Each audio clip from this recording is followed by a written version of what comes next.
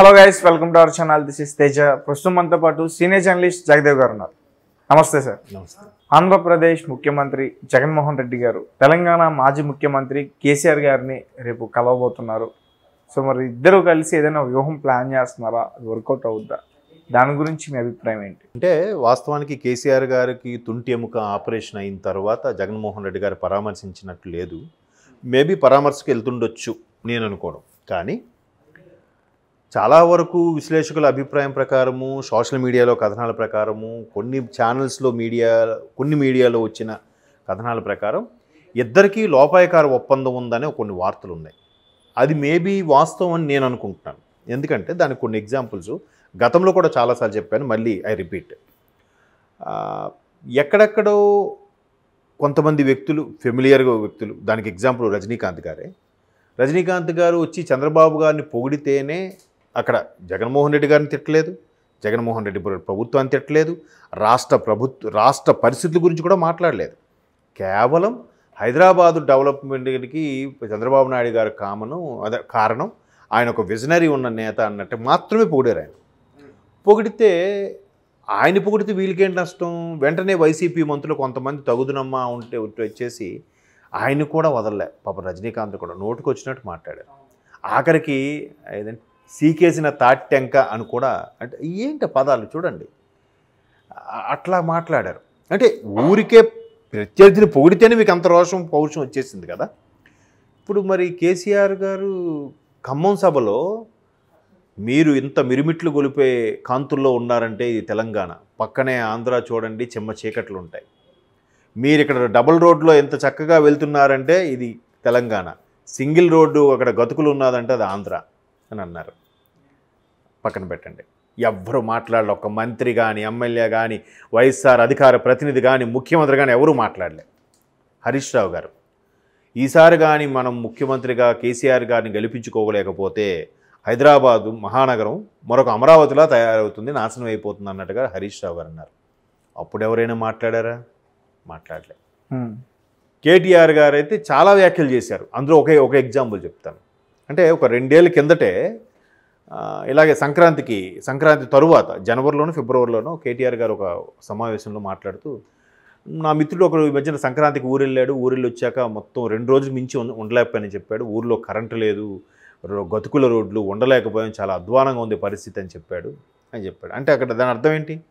పోనీ మీరు స్టేట్ పేరు చెప్పకపోయినా సంక్రాంతి పక్కన మహారాష్ట్ర జరుపుకుంటారా? జరుపుకోరు. ఇటుపక్క కర్ణాటక వాళ్ళు జరుపుకుంటారా? జరుపుకోరు. అటు ఛత్తీస్గఢ్ వాళ్ళు జరుపుకుంటారా? జరుపుకోరు.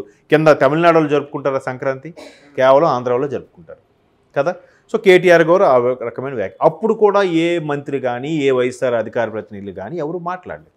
అంటే దీని అర్థం ఏంటి? డైరెక్ట్గా బీఆర్ఎస్కి వైఎస్ఆర్ వాళ్ళకి ఏవో సత్సంబంధాలు ఉన్నాయి, లేదా వైఎస్ఆర్ వాళ్ళందరూ బీఆర్ఎస్కు భయపడుతున్నారో, ఇక్కడ వాళ్ళ ఆస్తులు పాస్తులు ఉద్యోగాలు వ్యాపారాలు అన్నీ ఇక్కడే ఉన్నాయి కాబట్టి బీఆర్ఎస్ చెప్పు చేతిలో ఉండాలని చెప్పి భయపడి ఆగిపోయారు. మొత్తానికి జరిగింది. ఎందుకంటే వీళ్ళు వ్యాఖ్యలేం చేయలేదు వైఎస్ఆర్లు, బట్ బీఆర్ఎస్ వాళ్ళు అయితే ఘాటు వ్యాఖ్యలే చేశారు. మరేం రెస్పాండ్ అవ్వలేదు. అక్కడ ప్రత్యర్థులను పొగిడిన రజనీకాంత్, రాజకీయాలతో సంబంధం లేని, రాజకీయాలతో ప్రమేయం లేని రజనీకాంత్ మాట్లాడితేనే అంతగా దుయ్యబట్టి సీకేసిన తాట్టెంకన లాంటి పదాలు కూడా వాడేశారు కదా. మరి ఇక్కడ ఇంత డైరెక్ట్గా మాట్లాడినప్పుడు హరీష్ రావుని తిట్టాలి, తిట్టలేదు. కేటీఆర్ గారిని తిట్టాలి, తిట్టలేదు. కేసీఆర్ గారిని తిట్టాలి, తిట్టలేదు. పోనీ రాజకీయ పరంగానే విమర్శించారా అంటే అది లేదు కదా. ఎందుకు మరి? ఎందుకు మాట్లాడట్లేదు? ఎందుకు మాట్లాడలేకపోయారు అంటే లోపాయకరంగా ఏదో ఒప్పందం ఉందనేది ఒక క్లారిటీ. సో ఇప్పుడు మళ్ళీ ఎందుకు వచ్చి ఆయన కలిశారు అని అంటే, రేపు ఎలక్షన్స్లో కేసీఆర్ గారి వ్యూహాలు ఏమైనా ఫలిస్తాయేమో అని అడగడానికి అయ్యుండొచ్చు. ఎందుకంటే కేసీఆర్ సీనియర్ నాయకుడు. ఎందుకంటే ఇంకో ఎగ్జాంపుల్ కూడా చెప్తా. ఈ మధ్యకాలంలో ఉండవల్లి గారు ఒక స్టేట్మెంట్ ఇచ్చారు. కేసీఆర్ గారు అక్కడ క్యాండిడేట్లని మార్చక ఓడిపోయారు, ఇక్కడ జగన్మోహన్ రెడ్డి క్యాండిడేట్లు మార్చినా అభ్యర్థులను మార్చినా ఓడిపోతారు అని చెప్పి ఒక ఘాటు వ్యాఖ్యలు చేశారు కదా. సో బహుశా దాని మీద క్లారిటీ కోసం అడగడానికి కలుస్తున్నారేమో. మీరు మార్చక ఓడిపోయారంటున్నా, నేను మార్చినా ఓడిపోతా అంటున్నారు, అంటే పాత వాళ్ళనే ఉంచాలా, కొత్తగా మళ్ళీ మార్చేయాలని అడగడానికి కూడా ఉండొచ్చు. లేదా ఇంకా వేరే పర్సనల్గా ఉన్న సత్సంబంధాలకు సంబంధించి, కొన్ని రకాల రిలేషన్స్ సంబంధించి అయినా ఉండొచ్చు. ఇప్పుడు రాజకీయాలు ఎలా ఉంటుందంటే, పార్టీతో సంబంధం లేకుండా, ప్రభుత్వంతో సంబంధం లేకుండా చాలామంది వ్యక్తులు, especially MP, Lok Sabha member of parliament సంబంధించిన వాళ్ళు ఎవరైతే ఉంటారో వాళ్ళు పార్టీలకు అతీతంగా వాళ్ళు బిజినెస్లు కొన్ని చేసుకుంటుంటారు. వాళ్ళకి ఏ పార్టీ సెంటర్లో ఉన్నా కూడా అనవసరం. వాళ్ళకి వ్యాపారం ద్వారా లేదా వాళ్ళ ప్రాజెక్టుల ద్వారా లబ్ధి పొందారా లేదా అనేది కాన్సెప్ట్ ఉంటుంది. సో అలాగా లోపాయకారంగా బిజినెస్లో ఏమైనా ఉండొచ్చు, లేదా అవన్నీ కాకుండా ఆయనకి బాగాలేదు, రెస్ట్లో ఉన్నారు కాబట్టి పలకరింపుకైనా అయి ఉండొచ్చు. ముఖ్యమంత్రి హోదాగా పలకరింపుకు కూడా అయినా అయి ఉండొచ్చు, చెప్పలేం. కాబట్టి ఈ రీజన్స్ అన్లో ఏదైనా చెప్పచ్చు. ప్రత్యర్థులుగా వాళ్ళు ఎవరికి తోచింది వాళ్ళు మాట్లాడుకుంటుంటారు. బట్ ఇద్దరు ఉద్దండులు కలిశారు అని అంటే ఖచ్చితంగా రాజకీయ ఉద్దేశంతోనే వెళ్తారు. రాజకీయంగా ఖచ్చితంగా ప్రస్తావన అదే వస్తుంది. ఇద్దరూ ఒకే రంగం చెందిన వాళ్ళు కాబట్టి రాజకీయాల గురించే మాట్లాడుకుంటారు. మీకు సినిమాలు ఇంట్రెస్ట్ అనుకోండి, మీ ఫ్రెండ్ ఎవరు సినిమాల గురించే మాట్లాడతారు. ఇంకో పర్సన్ క్రికెట్ గురించి ఇంట్రెస్ట్ అనుకోండి, క్రికెట్ గురించే మాట్లాడతారు. ఐపీఎల్ ఏంటి, వరల్డ్ కప్లు ఏంటి, మన వరల్డ్ కప్లో ఎందుకు ఓడిపోయాం, ఎట్లా మాట్లాడుకుంటారు. సో ఇద్దరు రాజకీయంకి సంబంధించి కలిసిన వాళ్ళు ఖచ్చితంగా పరస్పరం పక్కపక్క రాష్ట్రాల వాళ్ళు, వాళ్ళిద్దరికీ ఒక అండర్స్టాండింగ్స్ ఉన్నాయి కాబట్టి ఖచ్చితంగా రాజకీయాల గురించి మాట్లాడతారు. ప్రస్తావన అయితే వస్తుంది ఎలక్షన్స్ కోసం. మేబీ కేసీఆర్ గారు సీనియర్ పొలిటీషియన్ కాబట్టి సలహాలు సూచనలు ఇవ్వచ్చు. దాన్ని ఆయన స్వీకరించవచ్చు, స్వీకరించకపోవచ్చు. అది ఆయన అభిప్రాయం. హైదరాబాద్లో అతనికి ఆస్తులు ఉన్నాయి జగన్మోహన్ రెడ్డి గారికి, ఆ విషయాలే చర్చించడానికి కలిశారు అని చెప్పేసి అంటున్నారు. ఆ ఆస్తులు ఉంటే అంటే ఆస్తులు ఉన్నాయి కాబట్టి ఇప్పటి వరకు కూడా ఆ ఆస్తులు ఇక్కడ కేసీఆర్ గారు ఉన్నారు కాబట్టి కాపాడుకోగలిగారు. మరి ఇప్పుడు కేసీఆర్ గారు లేరు కదా.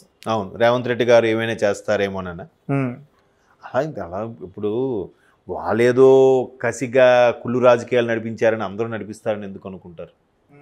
కేసీఆర్ గారు ల్యాండ్ క్రూజర్లు కొన్నారనే విషయము ముఖ్యమంత్రిగా పీఠం ఎక్కిన తర్వాత 10 రోజుల వరకు ముఖ్యమంత్రి గారి స్థాయి వ్యక్తికే తెలియకపోతే, అంటే నిజంగా అంత పట్టించుకున్నాడంటే డే 1 నుంచే వాళ్ళ ఫైల్స్ అన్ని తీయించేవాడుగా రేవంత్ రెడ్డి గారు.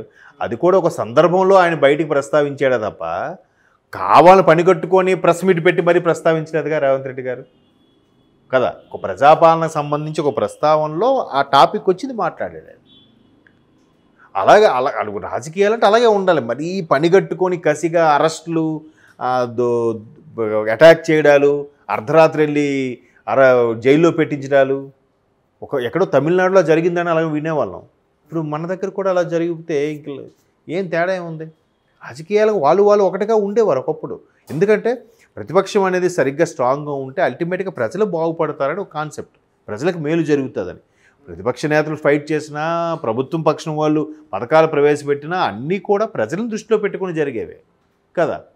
సో అది ఆలోచించి మరీ పర్సనల్గా గ్లెడ్జ్ పెంచుకుంటే ఎలా? రేవంత్ రెడ్డి గారు అలా పెంచుకునేలాగా ఉంటే ఇప్పుడు ఇప్పటికి అన్ని తవ్వి తీసేవాడిగా. ఆల్రెడీ రేపు 7వ తేదీకి నెల, ఇంకా ఇవాళ ఇంకో 2-3 రోజుల్లో కదా. ఈలో నెల రోజుల్లో ఆయన చాలా శరవేగంగా చేస్తున్నాడు. చేయాలనుకుంటే ఎప్పుడో ఇప్పటికీ అరెస్టులు చేయొచ్చు కదా, అలా కాదు కదా. కాబట్టి మేబీ మీరు అన్నట్టు కాస్త భయం కూడా ఉండొచ్చు. ఎందుకంటే రేవంత్ రెడ్డి గారు ఒకప్పుడు టీడీపీలో పనిచేసిన వ్యక్తి, మరోవైపు రేవంత్ రెడ్డి గారు చంద్రబాబు గారికి శిష్యుడు అని రకరకాల వార్తలు వస్తున్నాయి కదా. కాబట్టి ఆయన ఏదో మనసులో పెట్టుకుని మా మీద చేస్తాడేమో. అలా చేసే మనిషి అయితే ఎప్పుడో చేసేవాడు. అలా చేసే మనిషి అయితే సొంత చెల్లిని షర్మిల గారు మళ్ళీ కాంగ్రెస్ పార్టీలోకి వస్తున్నప్పుడు ఆయన నో అనే చెప్పేవాడేమో, చెక్ పెట్టేవాడేమో కదా. అలా చేయలేదు కదా. ఇప్పుడు వస్తున్నారు కదా, ఆవిడ ద్వారా మళ్ళీ ఆంధ్రాలో కాంగ్రెస్ని డెవలప్ చేయాలని చూస్తున్నారు రేవంత్ రెడ్డి గారు. అంతేగాని ఇంకా అలాగే కక్షలు, కార్పణ్యాలు, సాధింపులు అట్లా ఉండకూడదు.